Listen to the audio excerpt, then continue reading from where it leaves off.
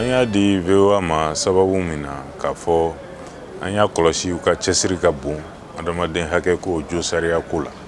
U bɛ émission k'a kan spécialement u bɛ ne yɛrɛ interviewé kuma caman jo sariya ko kan ani adamaden hakɛ ko kan.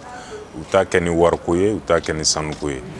N'i y'a jateminɛ jɔnjɔn in dira mɔgɔ mɔgɔ ma bi k'o ye kunnafolidila ye a dira o sababu kelen na k'a fɔ minnu y'a faamuya ka jo sariya ko nafa faamuya ka adamaden hakɛ ko nafa faamuya ka kunnafoni jɛnsɛn jamana kɔnɔ ani jamana kɔ kan pour que an bɛɛ ka bɔ fili la minnu b'a fɔ ko tubabula hakili don k'o gosi ka b'olu da.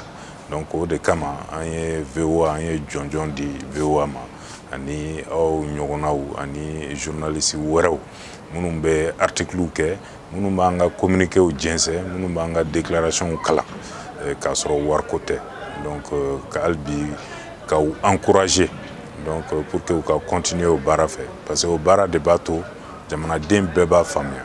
Presse jɔyɔrɔ ka bon kunnafonidi jɔyɔrɔ ka bon adamaden hakɛ ko la jo sariya ko la.